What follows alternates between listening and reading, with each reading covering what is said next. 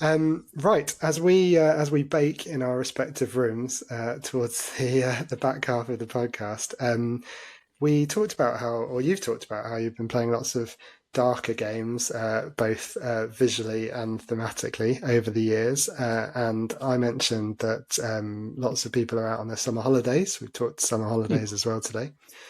So we thought today it would be a good idea to try and think about some of our favourite summer games that we've played. So these might be games that are set in the summer, they might remind us of summer, or might just be a good game to play during the summer. And before we start, just say that we will try, if I can, to post some pictures from these games up on our social media so that people can see just how lovely and sunny they might be. But James, I know we had fun with this one. What were some of your favourite summer games? Yeah, quite a few. I start with the retro stuff because that's the older stuff, so you should always start with the older stuff first, in my opinion. So California Games, obviously that was a classic summer game back in the 80s, Yeah. back on the Spectrum. So don't know if anyone was played out there. They're probably all younger than we are, so I've never even heard of the 80s. But there's games on there like hacky sack and frisbee, and there's some surfing in there. So there's some really fun, proper summer beach type games on there. So from a nostalgic vibe, it's a nice thing to go back and have a look at now and again. The surfing I really struggled with at first. I remember when I was like 8 or 9, but then gradually picked up on it. You could spin around and do lots of flips as you cruised up a wave and then disappeared around. But it was all very sunny, it was all very light-hearted. Nothing particularly serious. I don't think you could really win. There was no competition back those days. There's no online version, so there was no one to beat. It's just good fun. It's just relaxing, entertaining, sunny, seasidey, very pleasant, which is what games should be like sometimes between all the murk and darkness and misery and death that we generally spend our time playing. So that's my first one. G, how about you? Well, just to say, great choice. I remember that game so well. It's funny you said about hacky sack and surfing. I can't remember any of the other any of the other games. And those are the two that I remembered. And surfing, you were trying to beat your high score, weren't you? So you were sort of Yeah. beating yourself. But I remember. I'll try and move on from that accidental innuendo. But yeah, I remember on the surfing, it took me quite a while. I used to just end up flying over the top of the wave quite Yes. regularly. And so, again, it would be really interesting to go back and play some of those because I imagine it was much more straightforward than I probably made it. But no, great choice. And immediately, I mean, what could be more summary than California? So good choice. I've got a similar one actually. It's much newer, but equally to me just gives us summer vibes. When I thought of this topic, I thought of a game called The Tourist. We can forgive its ridiculous spelling, but that was tourist with a Y rather than an I for some reason that I'm still not entirely sure about. I'm sure there's some reason in the law. This is a really simple looking game. It was the first 8K game on PlayStation and Xbox, I think, because it just has this really weird, it's voxel based. So it's the way that it generates its graphics, enables it to be both really high frame rate. So I think it's like 240 frames per second on PC. Not that any screen I think can show that, so it's definitely 120. And also really high resolution.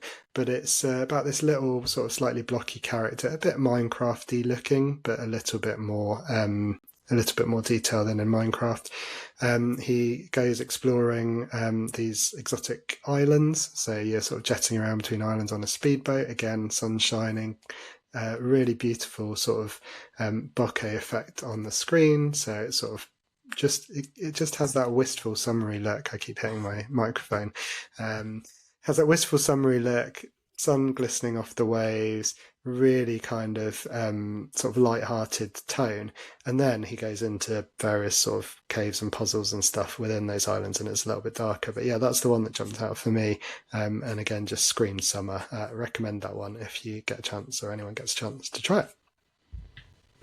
Cool. I played a couple of games in the last week that sounded quite summery, just so I could play some happy stuff. Yeah. So one of them was called A Short Hike, which I like the idea of because it was short and involved hiking, as you can imagine. Nice. So that's a very summery type game. It's a very sort of relaxing, nothing matters that much. You wander around, helping people out, take on a few little fun quests as you go around, climb some rocks, get up. The premise is you start off on a holiday with a relative, and you're waiting for an important phone call, but you can't get mobile phone reception down in the valley. So you have to climb to the top of this peak on a hike to get mobile phone reception. So it's quite a modern theme, kind of. Like I said, you just wander around, you go nice place. You can fly a little bit because you're some kind of bird, maybe a penguin, who knows. You climb a mountain, you interact with different characters, you collect some shells to give to another character, you collect some coins so you can buy golden feathers to help you climb and fly a bit further. It's just a really nice, pleasant game. Sun's always out, there's lots of ocean and waves around, and there's beaches and people with umbrellas and beach balls in the sea, and it's just nice. It's very pleasant. When you get to the top, it's a nice sense of achievement, and you don't really win the game. At some stage, you just decide you've had enough of it and you go to sleep, and then the game's over. So it's just very pleasant. It takes about an hour and a half to solve virtually everything. You can wander around for many more hours if you want to, but just a really nice, relaxing, summery, carefree, vibey game. Yeah, and that's a short hike. I played it earlier in the year, and that's very much my idea of a holiday. There are some really cool mini games as well. Did you partake in any of the races? You can race. I know you can do. Yeah. I made a mistake by going to sleep because I thought it'd just take you to the next day, but it ends the game. I was like, oh.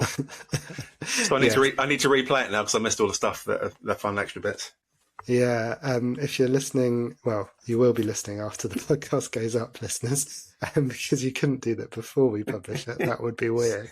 Although if you are, please get in touch because that's worth talking about.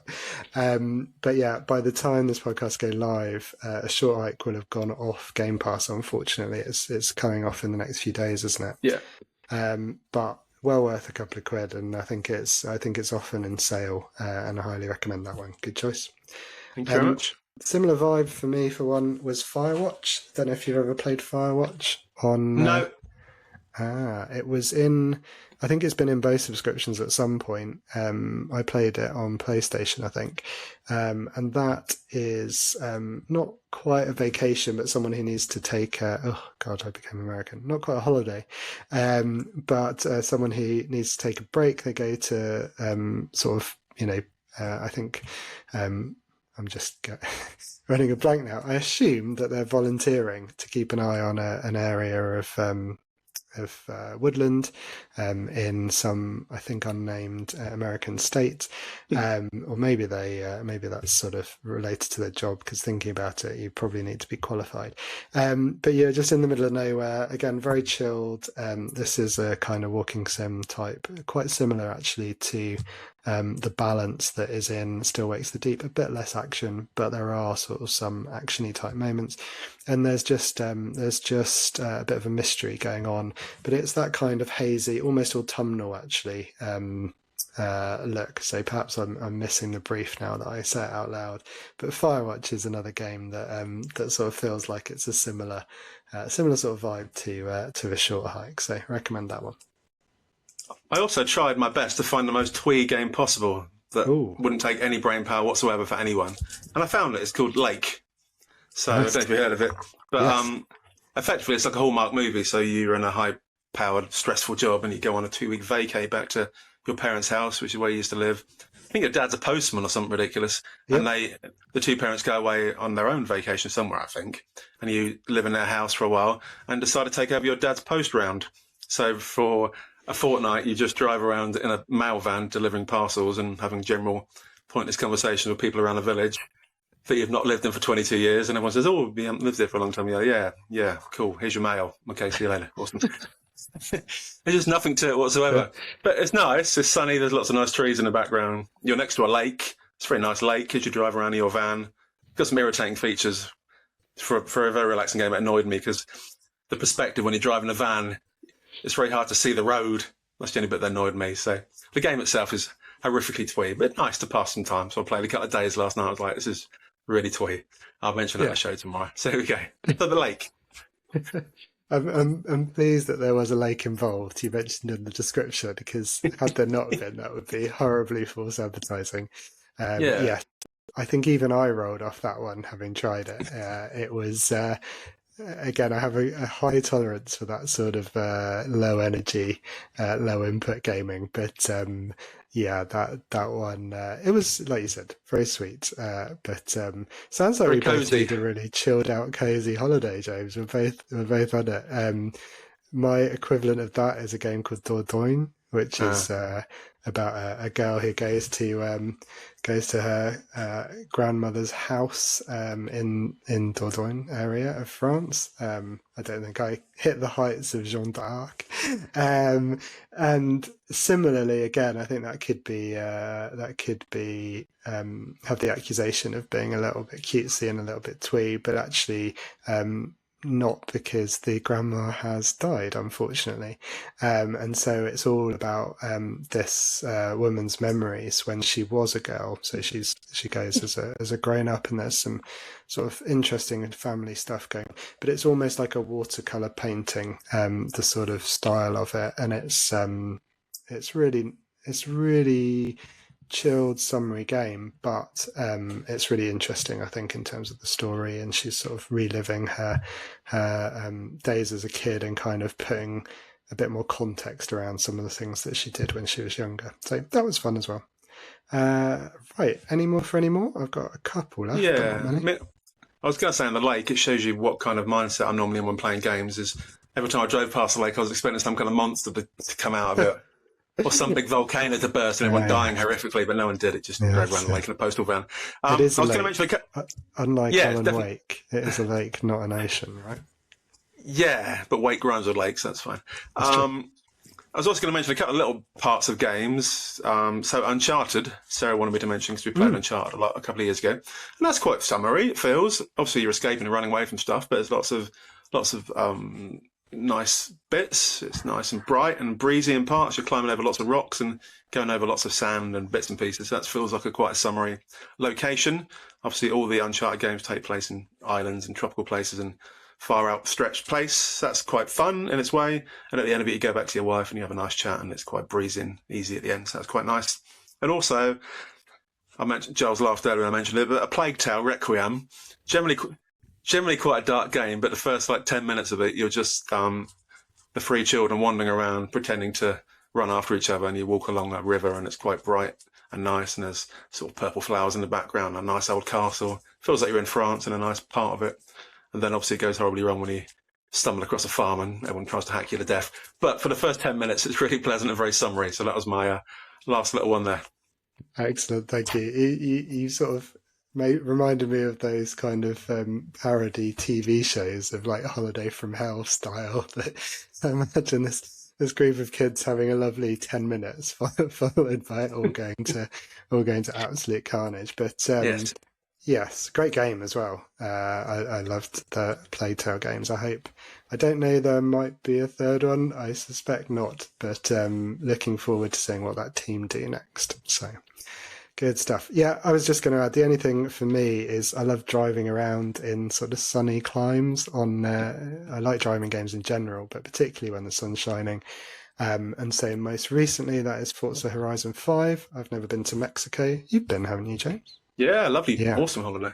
Yeah, so Mexico is kind of on the list, and driving around Mexico in a series of nice or slightly less nice cars is a nice way, a good way to kind of feel like summer, and that takes me right back to the classic days of Outrun, with the top down, with Yeah. what was it, Magical Star Shower or Summer Breeze or something playing on the radio, your partner, your girlfriend sitting next to you, sometimes looking a bit distressed at your driving, in my case, and occasionally, flipping the car and ending up in agony, but mostly blue skies, classic Sega, and the glory days. So a bit of nostalgia mixed in with some summer, which is a pretty good combination. Not bad at all. I'm just going to wrap it up. Obviously, some of the Grand Theft Auto bits over the years have feel quite summery, between the murderings and the robbings and the head bashings. They're quite summery games in parts. And also a game that me and Joshua are playing lots this summer. It's not a summer game, but it's very light and fun for a family bit. I've mentioned it before, but it's Lovers in a Dangerous Space Time. That's the one where you're on a spaceship and you're trying to rescue rabbits and foxes and stuff trapped in space, and you're it's a two-player game. You can play up to 4 people, I think. But in the two-player version, you man different guns and shields, and one of you steers a ship, and it's awesome. You drive around space and shooting people and running away from stuff. Requires a lot of teamwork and coordination. Great game. It's not particularly miserable and dark. It's very much child-friendly. So great game for the summer holidays to play for the next 5 weeks with Joshua. So we've been playing that every day so far since you broke up. Yeah, there's always a lot more to do in the summer, isn't there? Hopefully the weather's nice, got lots of activities planned, and say those games that are a bit more bite size are spot on, really.